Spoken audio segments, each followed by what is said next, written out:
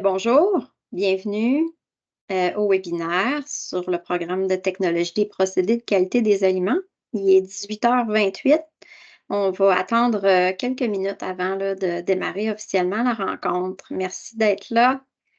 Et puis, on va avoir une belle rencontre dans quelques minutes qui va débuter.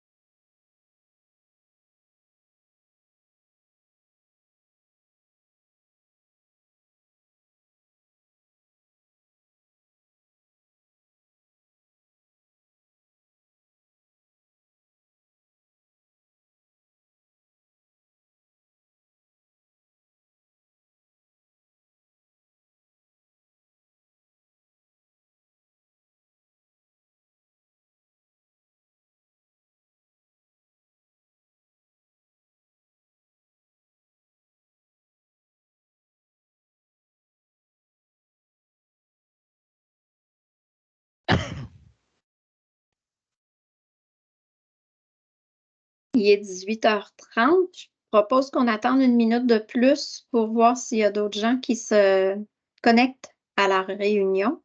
On va commencer dans 1 ou 2 minutes.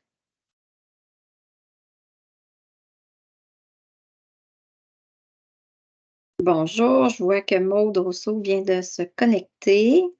Alors bonjour, bienvenue. On est dans les minutes d'attente pour voir, pour s'assurer que tous les gens, qui désiraient participer, puissent, se connecter là, pour le début de la rencontre. Alors on va attendre une petite minute, puis on va démarrer, ce superbe webinaire sur le programme de TPQA.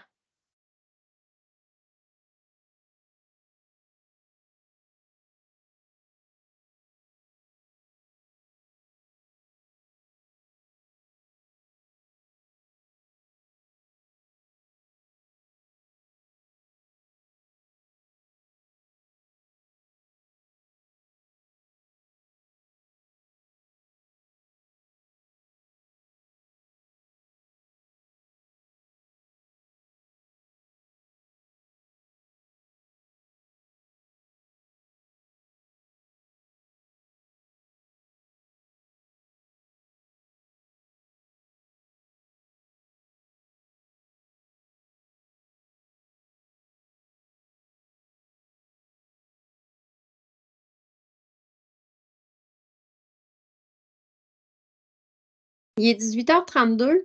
Je propose qu'on commence. Patrick, est-ce que tu es d'accord avec ma proposition? C'est parfait, on peut commencer.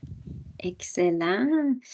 Bonjour. Écoutez, vous avez la chance d'être en exclusivité avec les deux chefs du programme de technologie de procédés de qualité des aliments de l'ITAQ. Alors, Patrick Leduc et moi-même. Avant qu'on débute, je veux vous informer que si jamais il y avait un problème technique pendant la présentation, on a quelqu'un qui est là pour nous supporter à ce niveau-là. Donc, Mélodie est avec nous.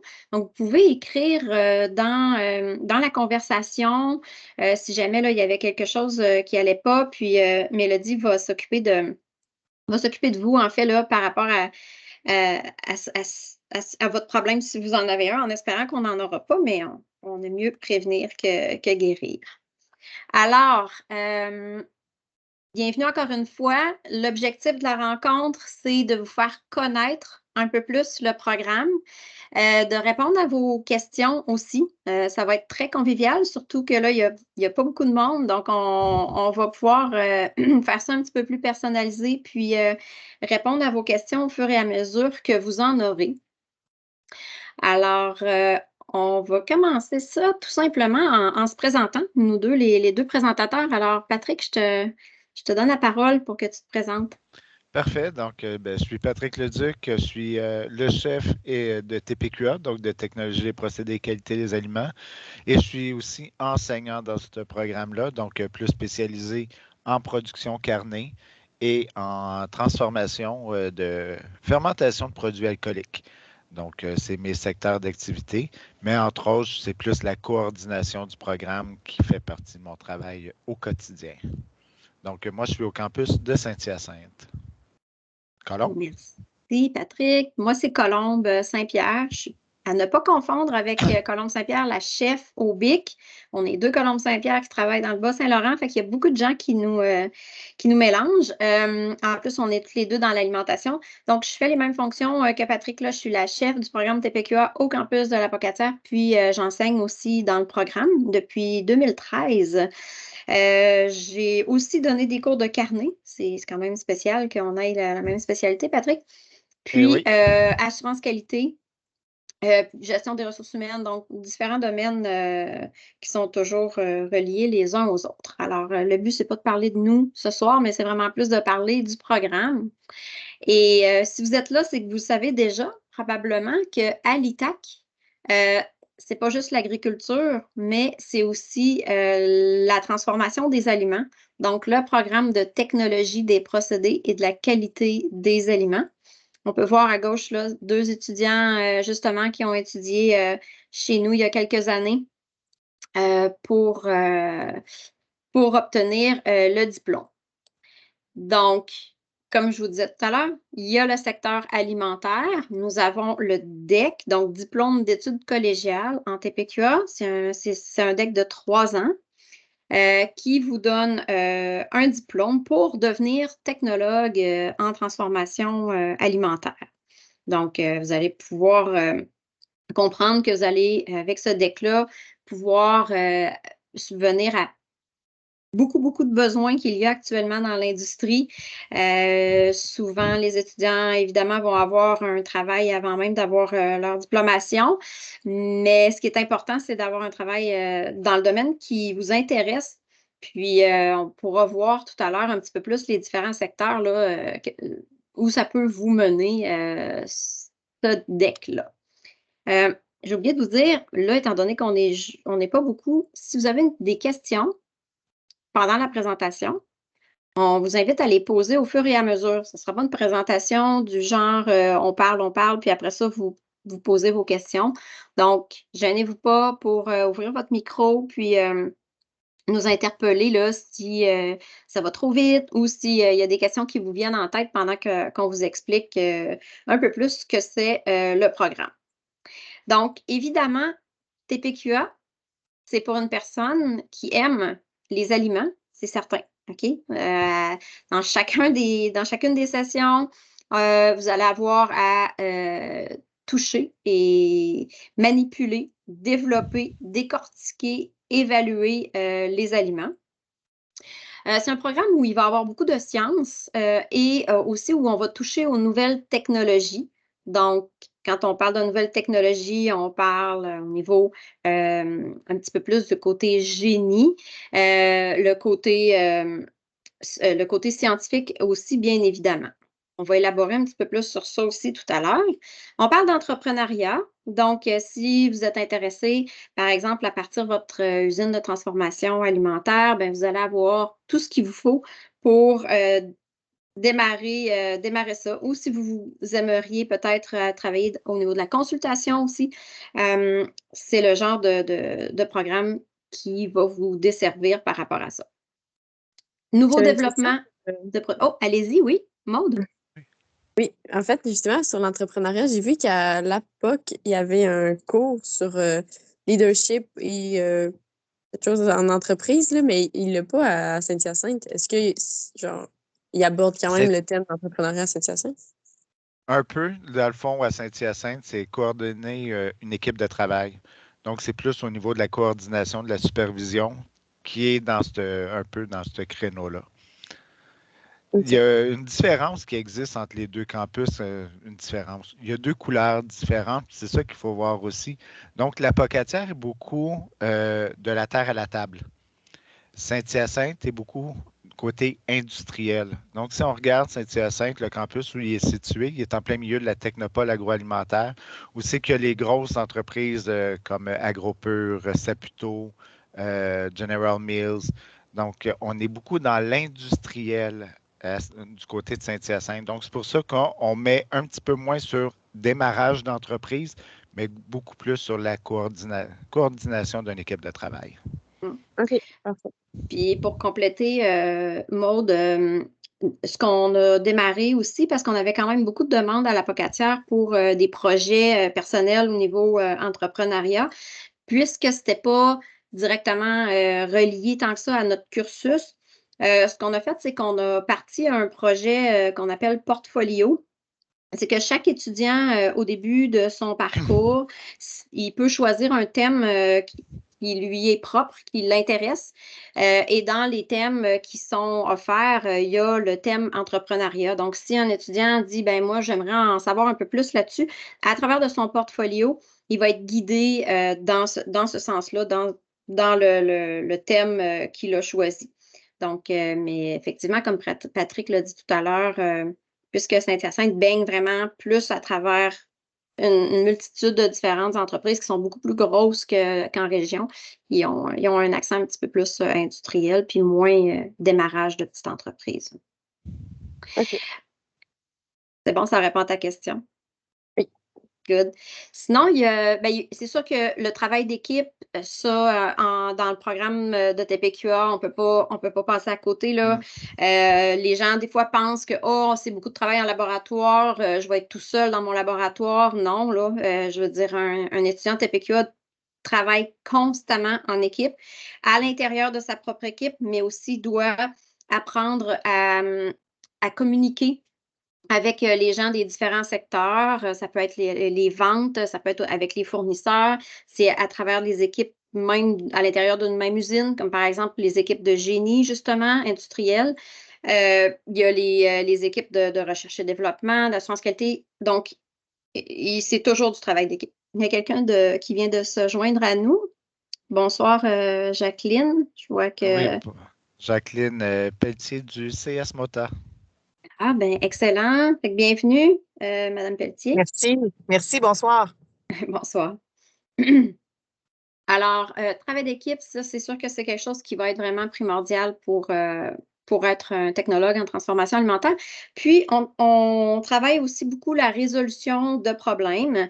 De plus en plus, les employeurs aiment bien avoir des gens qui vont avoir un certain niveau d'autonomie face à plusieurs embûches là, qu'ils vont rencontrer dans leur milieu de travail. Et puis, en TPQA, on prépare bien les étudiants là, à faire face à ces situations-là, à développer en fait des aptitudes puis des méthodes pour solutionner des problèmes. Donc, si vous êtes une personne qui aime ces éléments-là, c'est sûr que TPQA, c'est pour vous. Comme je disais au tout début, c'est sûr que c'est toujours relié, évidemment, avec les aliments. Oui, reviens, parce que j'aurais peut-être deux petits compléments. Vas-y. Dans le fond, une des choses qu'il faut savoir, on aime ça faire des produits, on aime ça la transformation des aliments. TPQA n'est pas un cours de cuisine. Donc, pour la cuisine, il y a l'ITHQ qui existe. Quand on vient en TPQA, c'est qu'on veut, oui, transformer des aliments, produire du fromage ou des produits de charcuterie, des produits de boulangerie, mais on veut contrôler les procédés. Donc, ça, c'est une des choses. Ce n'est pas juste de fabriquer. Les fabrications qu'on va faire vont servir comme support vraiment à la compétence qu'on a à acquérir, qui est le contrôle de la qualité, souvent, ou quand on fait de la recherche et développement, de s'assurer qu'on est dans la bonne voie. Ça, c'est une des choses. L'autre chose aussi, c'était en lien, puis là, j'ai comme un petit blanc de mémoire que je voulais dire. Ça avait rapport à résolution de problèmes. Ça va me revenir. Je viens d'avoir un blanc. pas grave, quand ça te reviendra, Patrick, tu me l'as dit, là. Mais effectivement, c'est un bon point que tu viens d'amener, là, de clarifier tout de suite que c'est pas de la cuisine. Vas-y. Exactement. L'autre chose, résolution de problème. On voit souvent, je ne sais pas si vous êtes en contact un peu avec les entreprises en transformation actuellement, il y a beaucoup de, comme qu'il y a une grande pénurie de main-d'œuvre en laboratoire, en contrôle qualité, dans les usines, sont obligés d'aller chercher des technologues en technique diététique ou en biotechnologie. Et les employés sont capables de faire ces analyses-là, il n'y a aucun problème. Par contre, le gros, sont capables de faire les analyses, mais la problématique qu'ils rencontrent souvent, c'est quand on travaille dans une usine de transformation des aliments, les résultats qu'on obtient en laboratoire, il faut associer ça à quelque chose. Si j'ai une non-conformité dans mes résultats, il faut que je trouve c'est quoi la problématique. Et ça, c'est vraiment en TPQA qu'on va trouver ça parce qu'on ne fait pas juste des analyses en laboratoire ou de la recherche et développement, mais comme qu'il y a de la fabrication en industrie dans nos usines qu'on a dans les deux campus, puis vous allez voir, on va vous en parler tantôt, mais vous êtes capable d'associer les résultats d'analyse et quand il y a des non-conformités, de voir sur le procédé où je peux associer la non-conformité pour venir à bout de la résoudre. Donc, ce n'est pas juste je fabrique pour fabriquer, mais il y a beaucoup de données et d'informations qu'on va chercher avec ça. Et quand on fait des analyses en laboratoire, il faut être capable de transposer nos résultats sur notre procédé de fabrication pour justement résoudre ces non-conformités-là. Donc, c'est beaucoup plus complexe que juste dire je fais des analyses chimiques pour savoir il y a combien de protéines, de matières grasses, tout ça. Il faut vraiment que je sois capable de lier les laboratoires et le plancher de fabrication. Oui, puis, tu sais, donc, il faut bien comprendre les procédés, puis savoir qu'est-ce qui se passe à chacune des étapes pour être capable d'interpréter, comme Patrick l'a dit, là, les résultats. Donc, c'est quelque chose qui rend le tout super intéressant, évidemment, là, de trouver les problématiques quand il y en a. Donc, à quoi ça ressemble un technologue en transformation alimentaire? Ben là, on a quelques photos à vous présenter pour que vous ayez une bonne idée, en fait, là, un petit peu de l'environnement, une meilleure idée de l'environnement dans lequel vous allez travailler. Patrick puis moi, depuis tantôt, on vous parle de usine de transformation alimentaire. Ça ressemble à quoi? C'est pas quelque chose que les gens connaissent bien parce que souvent, ça va être ce qui est à l'arrière-scène. On va voir les produits finis, ce qu'on retrouve sur les tablettes à l'épicerie. Mais qu'est-ce qu'il y a derrière ces produits-là? Des usines, des laboratoires, comme on a dit. Donc, on a quelques photos ici. Donc, une étudiante là, qui faisait un projet, évidemment, sur les bagels, là, qui a bien accepté de se faire prendre en photo. Ici, c'est des analyses de microbiologie qu'on peut voir à droite. C'est une étudiante qui faisait des analyses microbiologiques sur certains aliments. Ici, on a à gauche, on a une super belle collaboration en passant avec l'Université Laval qui donne le baccalauréat en sciences technologies des aliments, qu'on va aussi vous parler un petit peu tantôt. Donc, à gauche, sur la photo, c'est des étudiants qu'on peut voir qui sont allés faire un laboratoire là-bas là, de fabrication de beurre à l'université. Puis à droite, on a deux étudiantes bien contentes d'avoir participé à un laboratoire de boulangerie. Je vais en profiter pour faire une petite parenthèse. Là, on vous parle de beurre, boulangerie, si ça. Je veux juste vous revenir un petit peu sur les différents secteurs qui sont impliqués dans notre programme. En fait, on les couvre tout, là. Patrick, tantôt, tu parlais de fermentation, produits alcooliques, donc alcoolisés. Donc, ça, c'est sûr que c'est quelque chose qu'on va toucher. Fait qu'on va toucher aux produits fermentés. On parle de yogourt, on parle de kéfir, on parle de kombucha, on parle de tout ce qui est alcoolisé, on va toucher à ça. Sinon, on a le secteur, évidemment, des produits céréaliers. Donc, tout ce qui est boulangerie, mais aussi un petit peu plus large que juste la boulangerie en tant que telle, tout ce qu'on utilise pour faire tous les grains, en fait, céréaliers qu'on utilise. Il y a le secteur laitier. Donc, il y a des cours de transformation du lait et une spécialité quand même qu'on a dans les deux campus où on fabrique quand même beaucoup de fromage. Donc ça, c'est sûr que c'est quelque chose qui est très intéressant là, et très apprécié par les étudiants. On a des cours de carnet. Tout à l'heure, on disait carnet, c'est viande, là. Fait que tantôt, Patrick et moi, on disait qu'on était spécialisés un peu plus là-dedans. Fait qu'on donne des cours de transformation des viandes. Ça veut dire quoi? Ça veut dire qu'on apprend les procédés, les contrôles pour faire, par exemple, du jambon, de la saucisse, du bacon, des saucissons fermentés séchés. Donc, on vous donne quelques exemples là, de produits qu'on manipule, qu'on fabrique dans les laboratoires, dans les usines plutôt, qu'on teste, puis aussi qu'on essaie de bien comprendre, OK, pourquoi c'est ces résultats-là que j'ai rendus à cette étape-ci du procédé. Ensuite, on a le secteur des fruits et légumes où on va vraiment on va apprendre la pertisation, la stérilisation, donc comment tout ce qui est mis en canne va être touché. Aussi, on fait de la déshydratation de fruits et légumes, des pâtes de fruits. Il y en a plein, là, des produits. On ne les fait pas toujours non plus tous les mêmes. On change un petit peu ça d'année en année, les productions qu'on fait. On en parle avec les étudiants, puis on s'ajuste. Quoi d'autre, Patrick? Qu'est-ce que j'oublie? Moi, j'ai de la lyophilisation, j'ai de la mise en conserve aussi. On a les autoclaves industrielles. Autant pour faire les conserves que de la stérilisation en sac. Donc, il faut regarder aussi quand on va pas comparer, mais les deux campus ont des usines, comme on vous a dit. À Saint-Hyacinthe, les 6 usines sont à même l'école. À la Pocatière, c'est juste à côté. Donc, c'est le Centre de développement bioalimentaire du Québec, le CDBQ, qui est le point de transformation pour la Pocatière. Donc, à Saint-Hyacinthe, on a 6 usines. Une usine de fermentation alcoolique, une usine de lait de consommation, une usine de fabrication fromagère et yogourt, donc le lait fermenté. On a une usine de carnet, une usine de boulangerie et l'usine de produits végétaux. Donc, ça, c'est pour Saint-Hyacinthe, avec des laboratoires aussi d'automatisation et des laboratoires de physique. Donc, ça, c'est des secteurs qui sont touchés aussi là, au niveau usine dans le campus. La Pocatière, vous avez quand même le CDBQ qui est super bien. Donc, il y a, dans le fond, toutes les usines.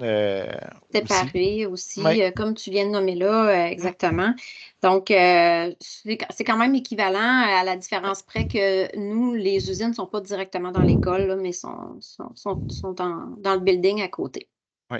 Il y a aussi un secteur qu'on ne parlait pas, mais il y a l'évaluation sensorielle aussi. Les deux, on a des laboratoires d'évaluation sensorielle parce que c'est quelque chose qui est un peu moins connu. Mais quand on fait de la recherche et développement, on ne réussit pas toujours du premier coup. Donc, quand on veut vraiment arriver à un produit fini, il faut apporter des modifications un petit peu par petit peu.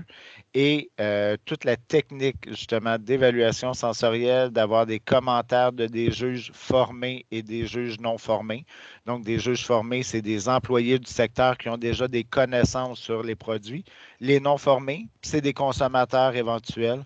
Donc, des gens qui sont là vraiment pour apprécier le produit. Est-ce qu'ils l'achèteraient, ce produit-là? Donc, on a besoin de ces deux types de commentaires-là, mais c'est des notions qu'un technologue en transformation des aliments, un TPQA, doit maîtriser aussi. Oui, super important. Excellent, merci Patrick. Donc, j'ai changé l'image. On est rendu à se dire en TPQA, on va apprendre quoi? On va apprendre sur quoi?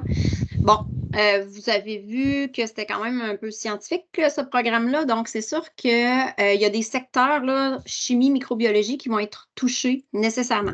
Si on veut comprendre comment se comportent les aliments, qu'est-ce qui se passe dans les différentes étapes de procédé, ben, on va être obligé de parler d'un petit peu de chimie, de microbiologie.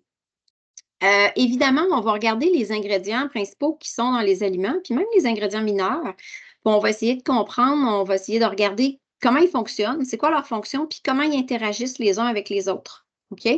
Donc, c'est sûr qu'il va y avoir de l'apprentissage qui va être fait là-dessus. La case à droite en haut, en bleu foncé, les procédés de transformation alimentaire qui découlent de chaque secteur d'activité. Bon, là, je pense qu'on a quand même déjà pas mal parlé de ça, mais effectivement, donc, vous allez apprendre c'est quoi les procédés, comment ça se fait, telle affaire, comment ça se fait des pâtes, comment ça se fait, tous les aliments que vous pouvez nommer, vous allez apprendre comment ça se fait, mais de façon production dans une usine. Il y a les traitements de conservation. Patrick a parlé tantôt de mise en conserve, c'en est un. Lyophilisation, c'en est un autre. Il y en a plein d'autres. Donc, à l'Apocatière, on a aussi le HPP, là, qui est un équipement qui est quand même assez spécial à utiliser, qui sert justement à la conservation. Donc, qu'on peut utiliser. Les systèmes d'assurance qualité. Ça, les gens ils se posent un peu, c'est quoi ça, un système d'assurance qualité? Si j'essaie de vous l'expliquer vraiment rapidement, simplement, ce sont des programmes qui sont mis en place dans toutes les usines de transformation alimentaire pour s'assurer que quand les produits sortent par la porte d'expédition pour s'en aller dans les épiceries ou s'en aller dans les centres de distribution, ben, c'est pour s'assurer que chaque aliment dans chaque paquet, ils sont sécuritaires. Ça veut dire qu'ils ne nous rendront pas malades, qu'ils vont rendre personne malade. Parce que la dernière chose qu'on veut faire quand on produit des aliments, c'est de rendre des gens malades ou même de tuer des gens. OK? C'est très sérieux quand même, la fabrication des aliments, parce qu'on a une grande responsabilité. On nourrit la population. Donc, si ce qu'on fabrique est non sécuritaire, ça ira pas bien pour l'entreprise bien longtemps, comme on dit. Donc, système d'assurance qualité, on couvre ça, on regarde comment ils font les entreprises pour se protéger, mais aussi beaucoup pour protéger la population. Et l'automatisation et le génie alimentaire. Patrick, tu veux-tu expliquer un peu Oui. cette partie-là? Oui, parce que tantôt, je vous ai parlé un peu des distinctions qu'il y avait entre les deux campus. Donc, l'Apocatière qui est très de la terre à la table avec des entreprises qui vont jusqu'à moyenne entreprise et tout.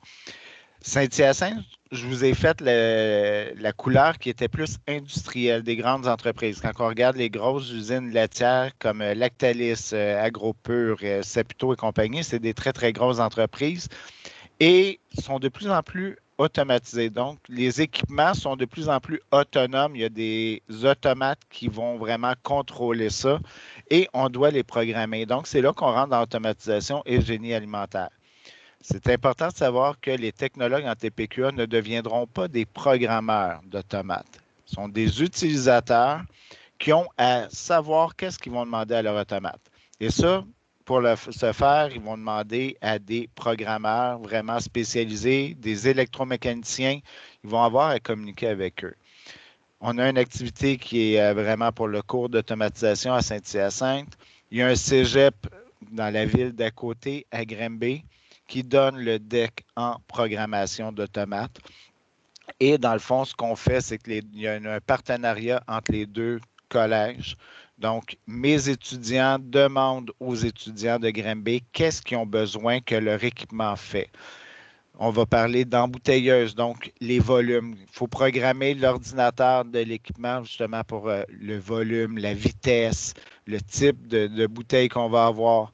Quand on va parler du lyophilisateur, il faut être en mesure de contrôler tous les paramètres pour être sûr que ça se fasse.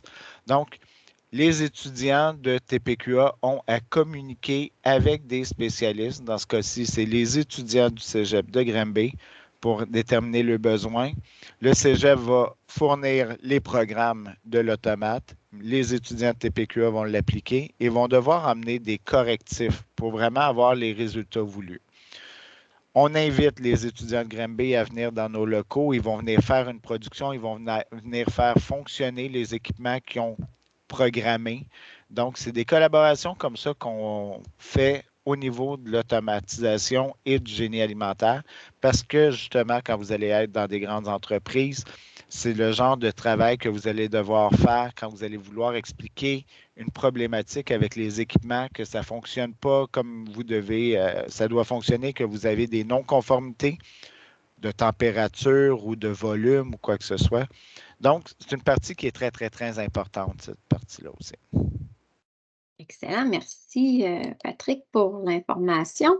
Ici, on a encore des photos de TPQAiens, on va les appeler comme ça. C'est comme martien, mais TPQAien, vous avez compris. Donc, on a une ancienne étudiante ici qui est en train de faire différents tests de chimie. Puis à droite, l'étudiant est juste là en haut, là, il est en train de verser du jus dans une embouteilleuse, en fait. Donc, ça, c'est une photo qui a été prise au CDBQ, au Centre de développement bioalimentaire. Ça, c'est d'autres petits éléments qu'on voulait vous parler un peu aussi par rapport à des tendances que c'est sûr qu'il faut qu'on soit concerné par ces tendances-là. Et autant à Saint-Hyacinthe qu'à la Pocatière, là, ce sont des éléments qui sont inclus. Donc, c'est comme à l'intérieur de nos cours, on s'assure en fait que les étudiants intègrent ces notions-là. Fait qu'on a le développement durable qui est de plus en plus présent partout sur la planète. Puis évidemment, dans notre programme, on le fait vraiment vivre cet élément-là du développement durable.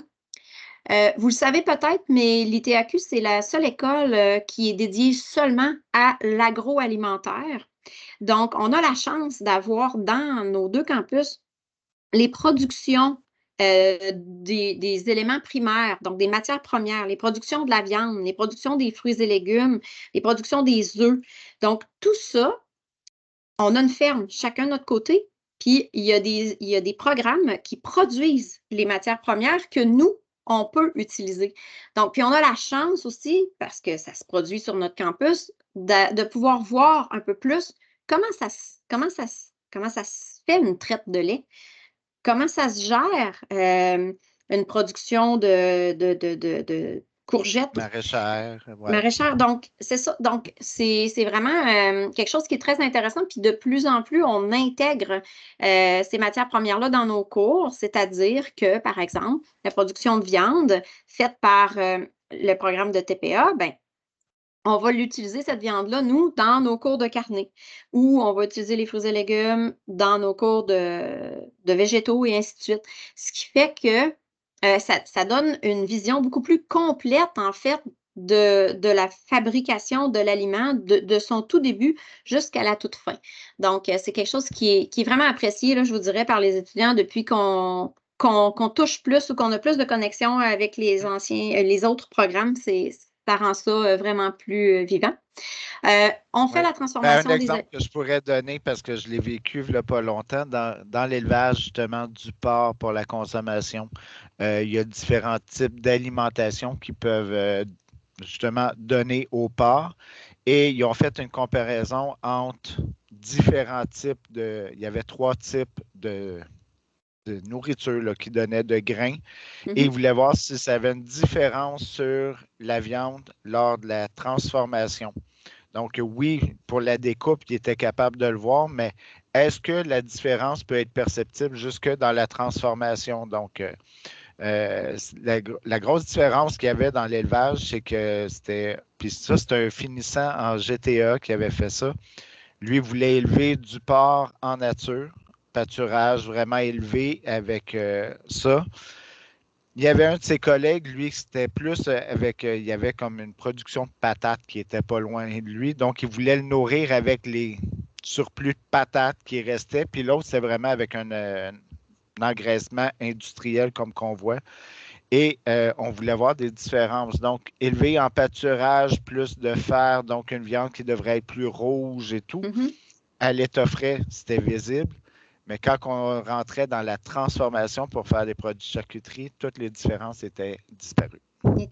Donc, c'est de voir la pertinence, jusqu'où ça peut l'être pertinent et tout. Donc, c'est un peu ça aussi qui va être emmené là, dans différents projets qu'on peut faire là, de production agricole des aliments là, et l'emmener en TPQA aussi. Oui, oui, c'est ça. Eh bien, on a plein d'exemples comme ça. Là, juste pour reprendre la balle au bon, on fabrique, on a une unité de laitière, on a une unité de production laitière biologique.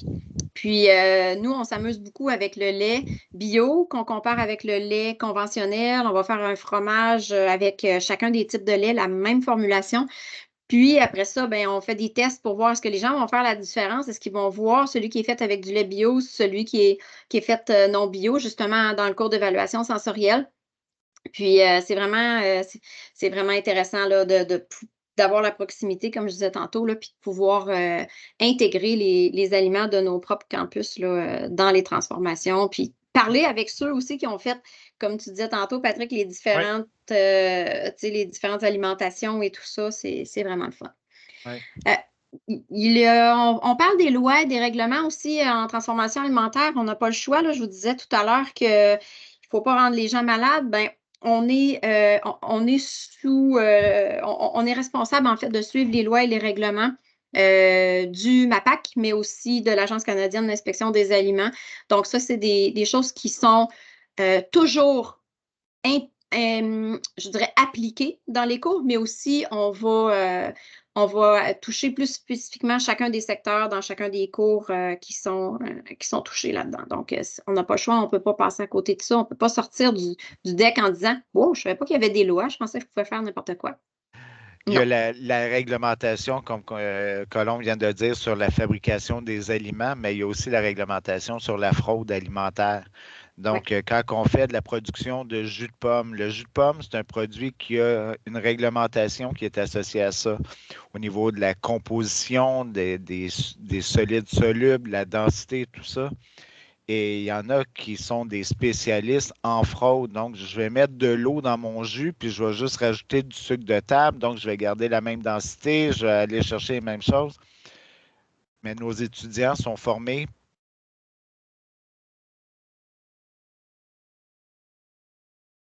Là, c'est moi qui est parti ou ça a comme mon réseau, je pense, qui a coupé.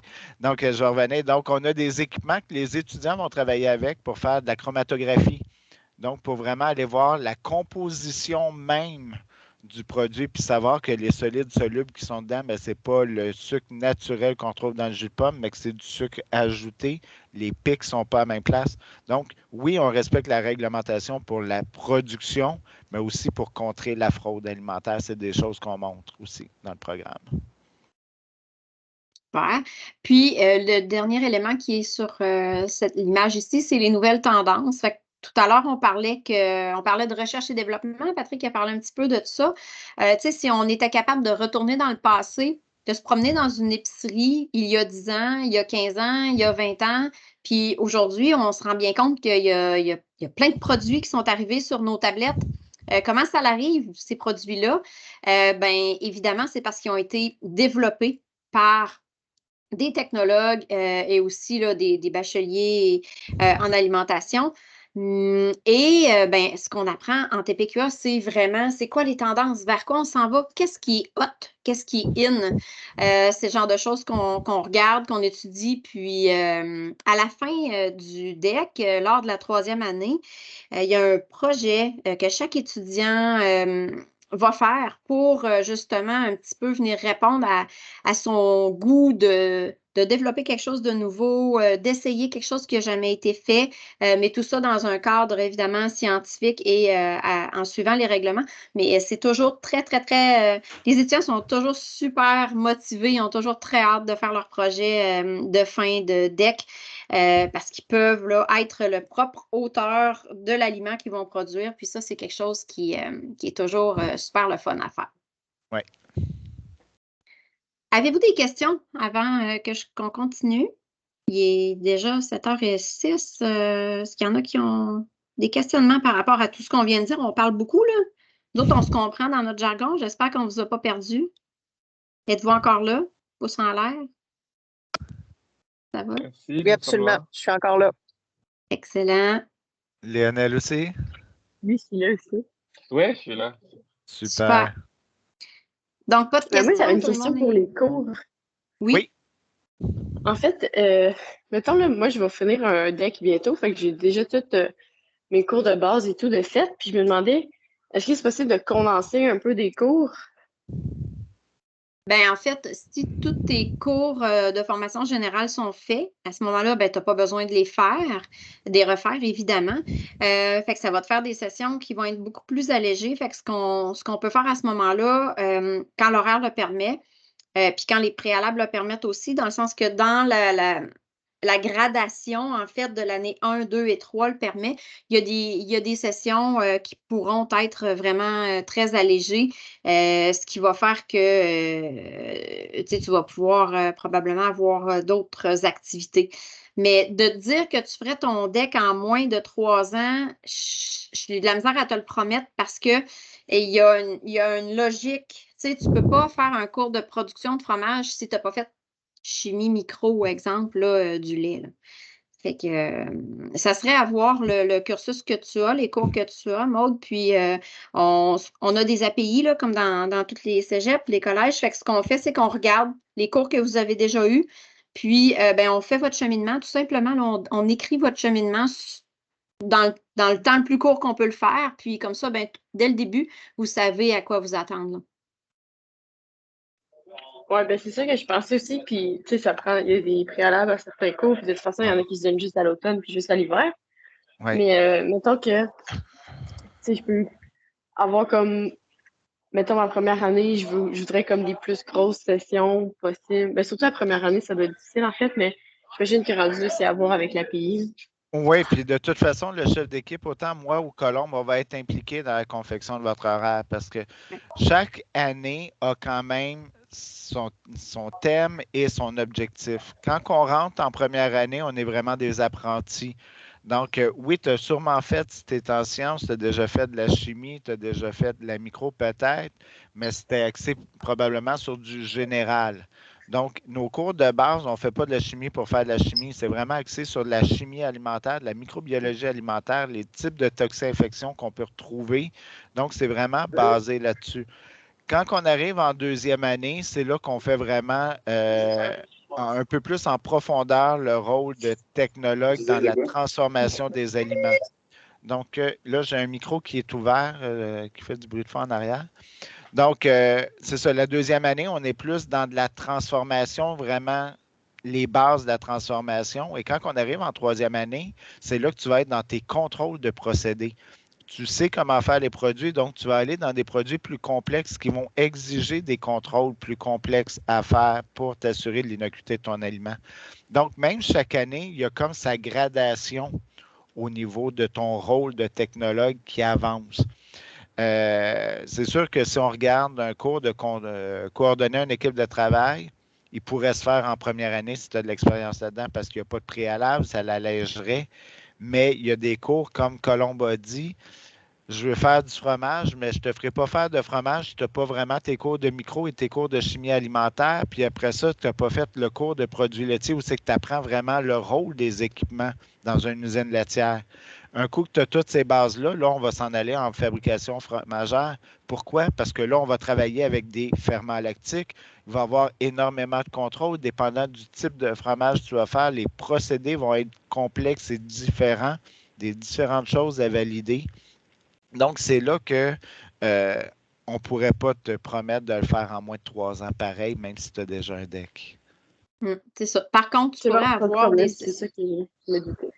Ouais, tu pourrais avoir des sessions allégées, sûrement. Là, il faudrait prendre le temps là, de regarder ce serait quoi le cheminement qu'on pourrait faire. Souvent, les cours de deuxième année, il y a un peu plus de formation générale. C'est sûr que ça te donnerait un break. Puis j'imagine, troisième année, est-ce qu'il y a encore des formations générales ou ils tombent temps plein en technique? Non. Les formations générales, comme qu'il y en a quand même beaucoup à faire, sont réparties sur les 3 années. Même les troisième années qui finissent actuellement, qui sont en 6e session, ils ont un cours de philo encore qu'ils sont en train de faire, puis je pense que c'est un cours d'anglais. Mais là-dessus, on est un peu différent, Patrick et moi, là, sur la distribution des cours de formation générale, mais effectivement, ils sont distribués sur les 3 ans. Sauf que si on est capable de devancer, par exemple, un cours de troisième année dans la deuxième année, comme Patrick disait tout à l'heure, un cours qui n'aurait pas de préalable, mais ça pourrait faire, par exemple, que la troisième année serait beaucoup plus légère. Là. OK, parfait. C'est que ça sera à voir avec un appui. Oui, avec l'appui. T'es de quelle région, Maude? Je suis entre Drummondville, dans le coin de Drummondville. OK. Sauf que présentement, j'étudie à la Pocatière. C'est ça qui est spécial. C'est correct.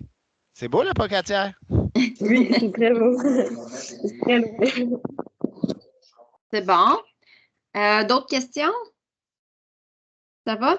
Alors, on va poursuivre. Donc, ce que vous voyez sur l'image que je vous partage, c'est justement des images d'usines de transformation alimentaire. Donc, à gauche, c'est l'usine où on transforme des végétaux et aussi les produits de boulangerie. On peut voir à gauche les fours. Je ne sais pas si vous les voyez bien, là, ils sont peut-être un peu petits. On a au centre l'usine de transformation des viandes. Ici, au centre, c'est un petit fumoir qu'il y a là. Donc, ça fait juste vous donner une petite idée, là, c'est beaucoup plus large que ça.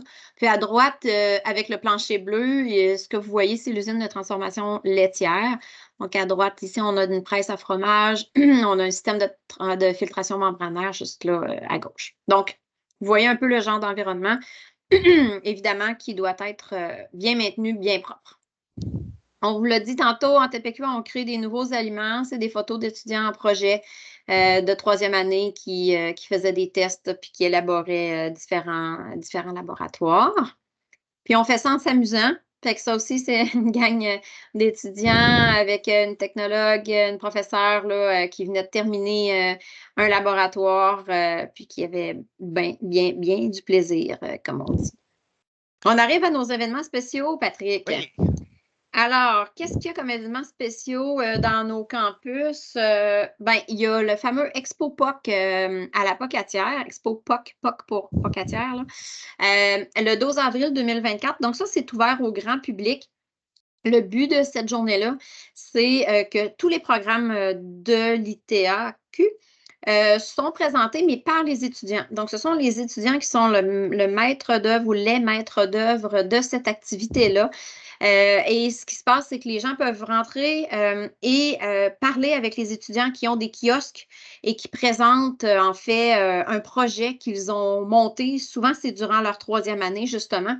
Donc, ils vont présenter ce qu'ils ont développé, ce qu'ils ont fait. Ils vont avoir souvent des prototypes de ce qu'ils vont avoir fait. Donc, on peut goûter, on peut toucher dans chacun des secteurs. Donc, si ça vous tente, le 12 avril, ça va être à la Pocatière que ça va se passer. Puis à Saint-Hyacinthe, pas longtemps après, le 1er mai. Oui, le 1er mai, mais le 12 avril, on va être à la Pocatière. Ben oui. Puis nous, on va être à Saint-Hyacinthe. Tous les étudiants montent là-bas. C'est une belle journée de plaisir, tout le monde ensemble. Et après ça, le 1er mai, c'est l'Expo Science. C'est, dans le fond, c'est les finissants de TPQA qui organisent l'Expo Science, qui viennent présenter le projet de fin d'études. Ça, c'était la première édition, v'là 4 ans. Maintenant, l'Expo Science prend de l'ampleur, veut se diversifier.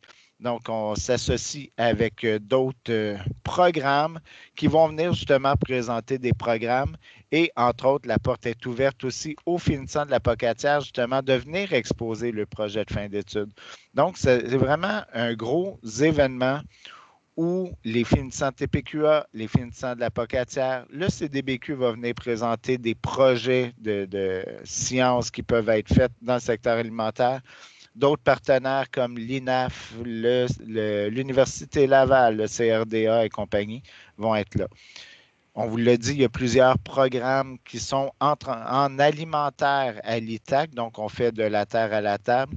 Donc, il y a des programmes comme technique de production animale, TPA, qui vont venir présenter des élevages d'insectes pour faire de la protéine alternative, qui vont venir présenter des projets scientifiques justement d'alimentation de viande.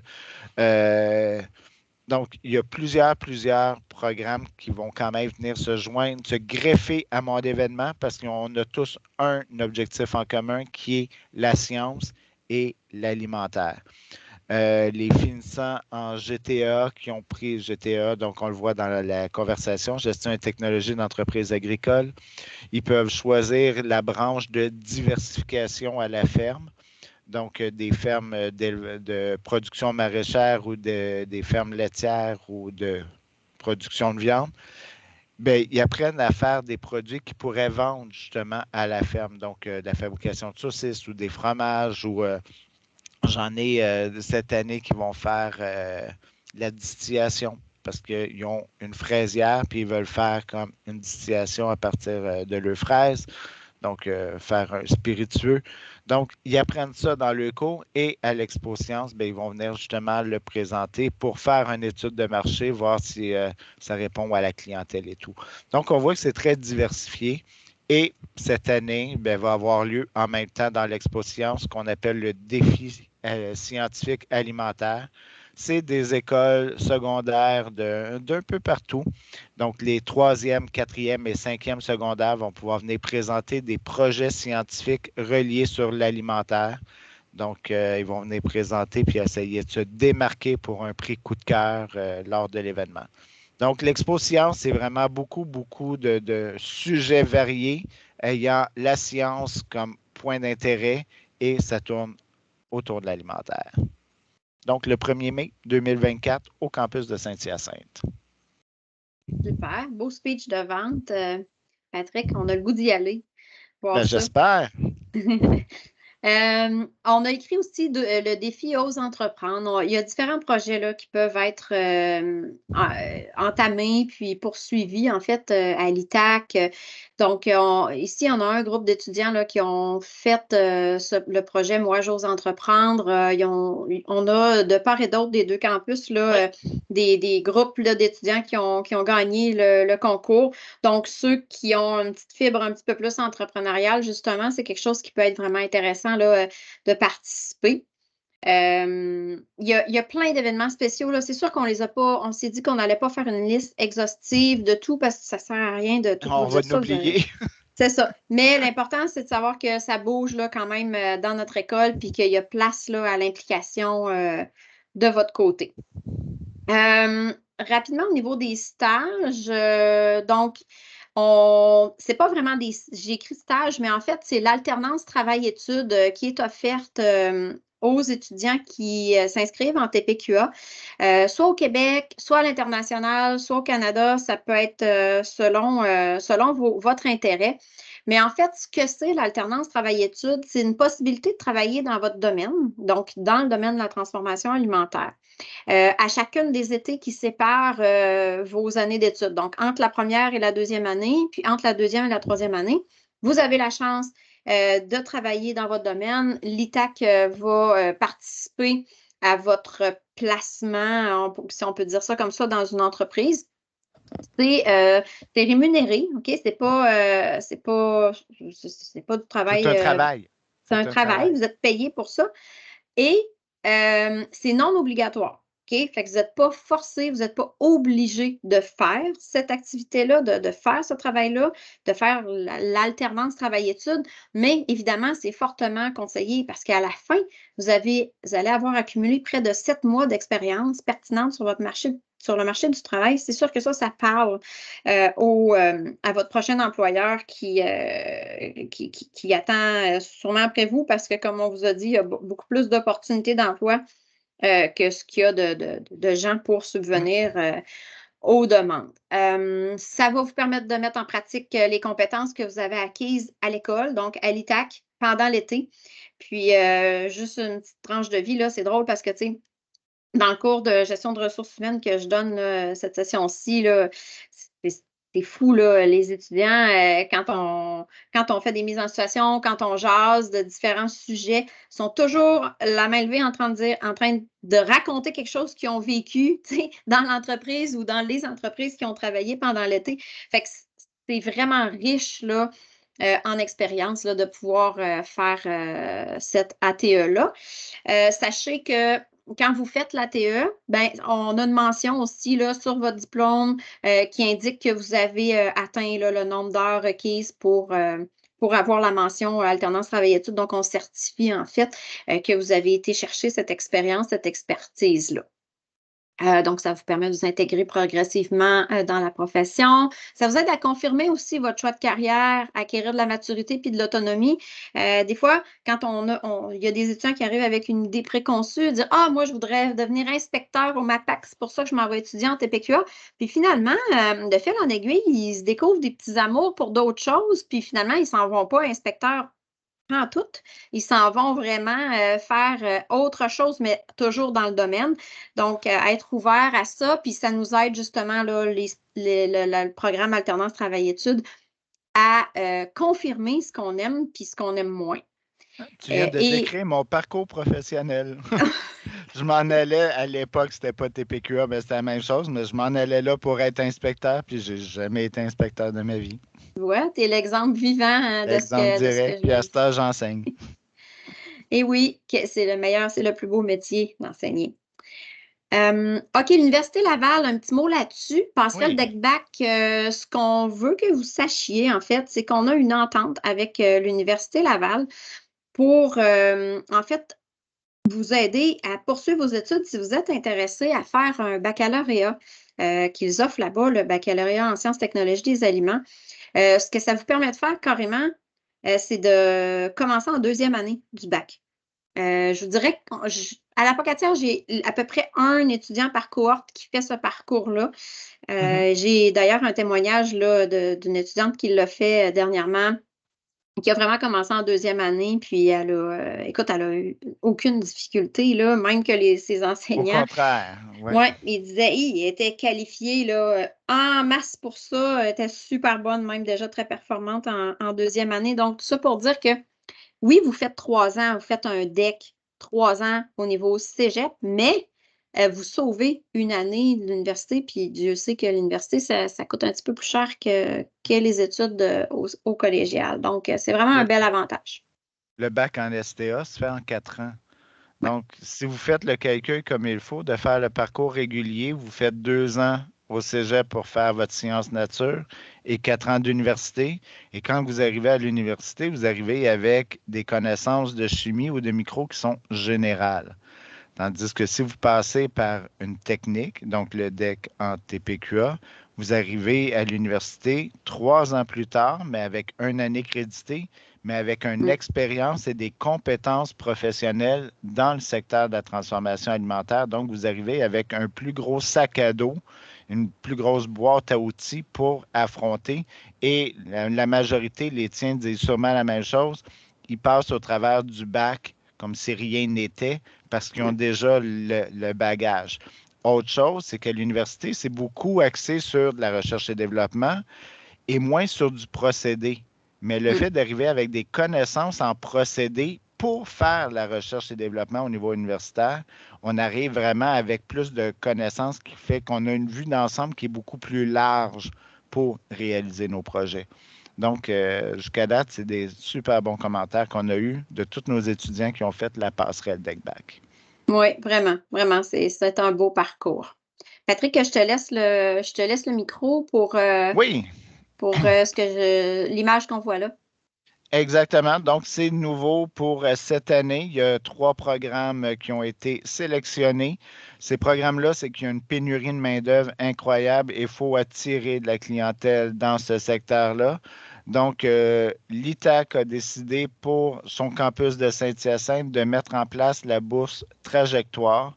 Donc, pour ces 3 programmes-là, il y a 20 bourses qui ont été offertes. Donc, les 20 bourses, c'est pour les 3 programmes confondus, on comprend bien, mais qui se résument à 1 500 $ par session pour des sessions à temps plein et des sessions réussies. Donc, et pour les cours techniques, si je ne me trompe pas, là, c'est pour les cours techniques.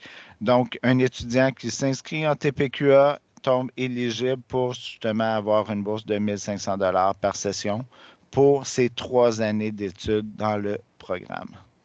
Donc, c'est une nouveauté de cette année. Saute pas la tienne, elle est belle, la tienne aussi. Là. La mienne est intéressante aussi. Des fois, il y a des avantages d'être en région, là. Donc, c'est la bourse ACTE en région. Notre programme est un programme qui a été visé par cette offre de bourse-là. Chaque étudiant qui réussit, la même chose que toi, là, qui réussit les cours techniques, a le droit à 7 500 $ par année, ce qui fait un total de 22 500 $ pour les 3 années du DEC. Et la seule... Le prérequis, en fait, pour être accessible à cette bourse-là, vu que c'est la bourse en région, c'est que le domicile principal de l'étudiant doit être à plus de 50 km de notre campus, de l'adresse de notre campus. Donc, si l'étudiant provient à plus de 50 km, ben, il est accessible à cette bourse-là. Donc, c'est sûr que c'est un incitatif pour avoir des étudiants qui viennent dans notre belle région de la Pocatière. Puis je vois que Mélodie, elle vient de mettre l'information complète dans la conversation si vous êtes intéressé. Là, je viens de me rendre compte que je n'ai pas partagé le son tantôt quand j'ai commencé à partager ma présentation. Fait que je vais l'arrêter et je vais recommencer mon partage puisque j'ai une petite vidéo. Je pense que c'est juste de la musique qui joue, mais c'est pas grave. Ça serait le fun de l'entendre. Elle est belle. Fait que je vais vous partager là, avec le son. Je vais vous faire jouer la petite vidéo. C'est une petite vidéo promotionnelle, en fait. Les deux campus. Juste de notre programme, des deux campus. Puis, c'est ça, c'est juste de TPQA. Donc, je vous démarre ça à l'instant.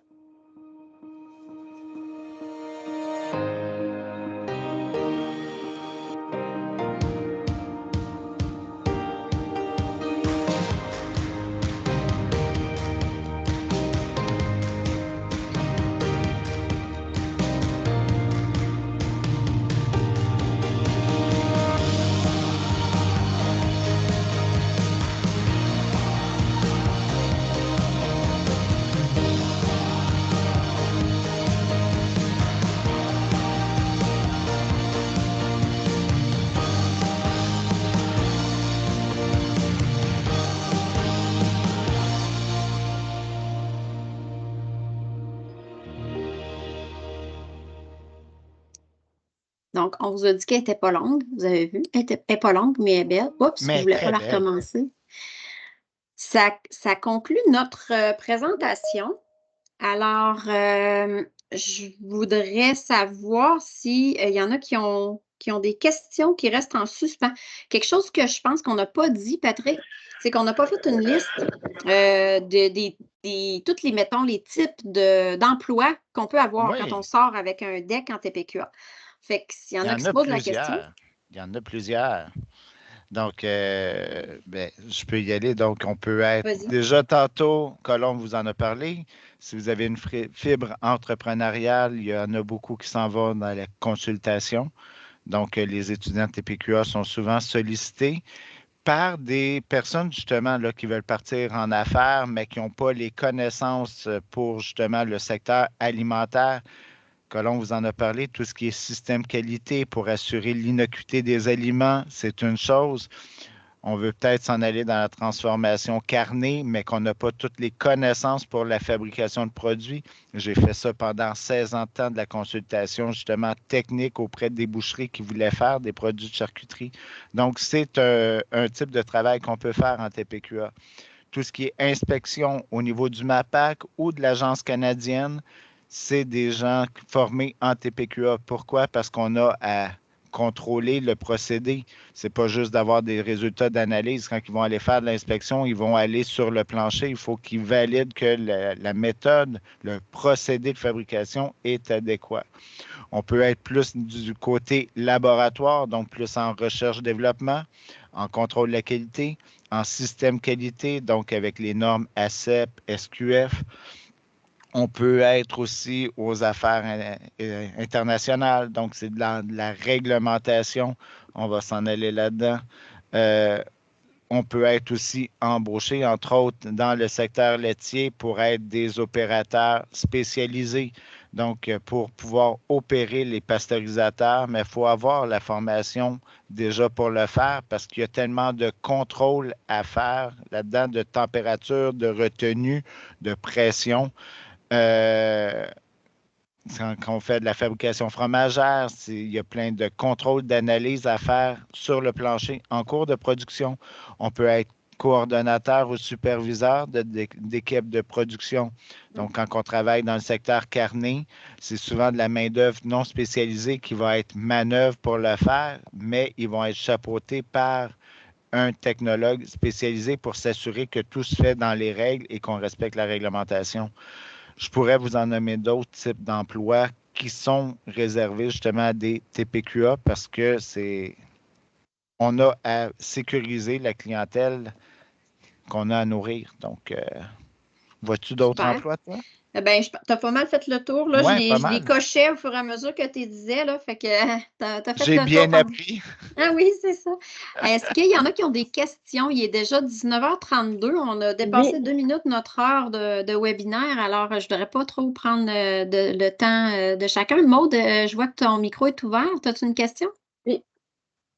Oui, en fait, ça a peu rapport avec le programme de TPQA, mais plus avec l'ITAC au complet. Est-ce que vous avez des sports d'excellence ou vous faites, vous êtes comme en partenariat avec le Cégep de Saint-Hyacinthe? Comment ça fonctionne? C'est deux entités différentes. Si je regarde le campus Saint-Hyacinthe et le Cégep, c'est deux entités différentes. Ça ne veut pas dire qu'on ne s'aime pas, qu'on ne participe pas, qu'on ne collabore pas ensemble. Entre autres, on est en train d'étudier justement des échanges de services parce que nous, on a des usines, puis aimerait peut-être ça faire une production pour voir un peu c'est quoi le côté Mais je parle des procédé. sports, en fait. Ah, les sports, parce que j'ai compris sports support. d'excellence. Les sports, oui, Non. tout à fait. Tout à fait. Si je regarde Saint-Hyacinthe, j'en ai qui sont dans l'équipe de football. D'ailleurs, j'en ai un qui a fait les visites et qui va rentrer justement là, pour l'équipe de football du Cégep, mais qui s'en vient à Saint-Hyacinthe. J'en ai qui sont Ok, c'est dans ça. volleyball. J'en ai Ben, c'était juste dans pour savoir, en plusieurs fait, si sports. vous aviez des sports d'excellence, là, puis si Oui, c'était les mêmes oui. que le cégep. C'est comme ça fonctionne à la POC. Oui, c'est ça. C'est vraiment les équipes du Cégep. Nos étudiants ont Parfait. accès à ces équipes-là pour pouvoir faire du sport intercollégial. Puis Parfait. Maude Mélodie, Moi, il va falloir collégial, mais merci. Mélodie, elle a mis dans la conversation un lien pour que tu puisses aller les voir. OK, super. Ben, sur ça, Donc, merci beaucoup. Je vais vous quitter, mais Excusez-moi. c'était très intéressant. merci. Oui, Lionel? Ouais, moi, c'est Lionel. J'envisage d'étudier la pocatière pour l'automne prochain.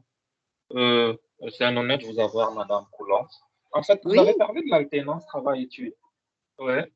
Vous avez oui. parlé de l'alternance travail-études, vous avez dit qu'il est facultatif.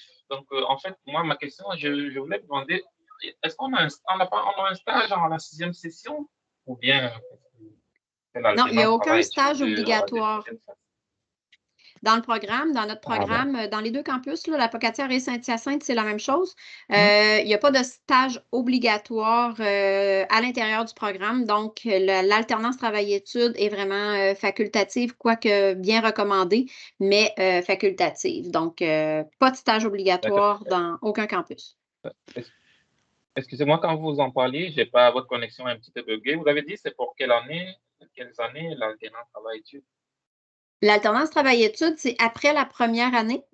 Donc, pendant l'été, D'accord. pendant la période estivale, entre la première et la deuxième année, et même chose, entre la deuxième et la troisième année, pendant la période estivale, c'est là que l'alternance travail-études là, se fait pour la plupart, pour tout le monde, en fait, pour tous les étudiants du programme. Et vous, de votre côté, vous nous aidez dans ce sens-là?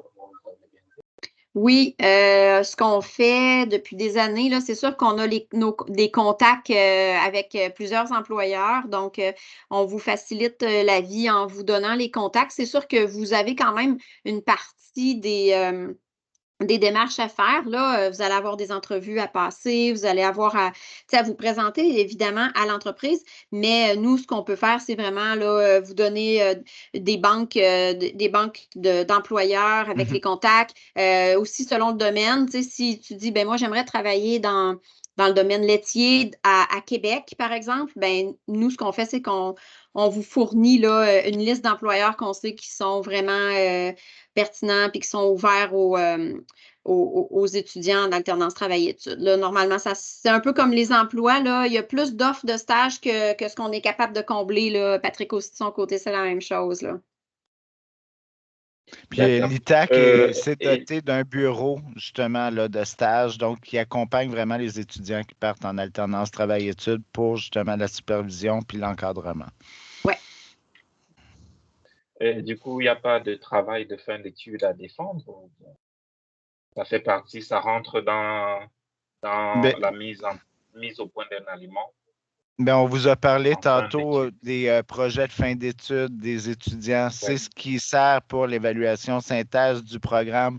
Parce que dans ces projets-là, autant en collaboration avec des entreprises qu'avec ça peut être des projets personnels également, vous avez à vous occuper de tout ce qui est la planification, la recherche scientifique pour mettre au point votre produit ou l'amélioration du produit, l'exécution, l'interprétation des résultats. Donc, tout ce que vous avez appris pendant vos 3 années de cursus dans le programme, vous devez le mettre en pratique. Donc, c'est encore plus complet qu'aller faire un stage en entreprise où souvent l'étudiant se trouvait à être considéré un peu comme un employé bon marché. puis qui ne pouvait pas vraiment Ah. expérimenter les compétences qu'il avait acquises pendant son cursus.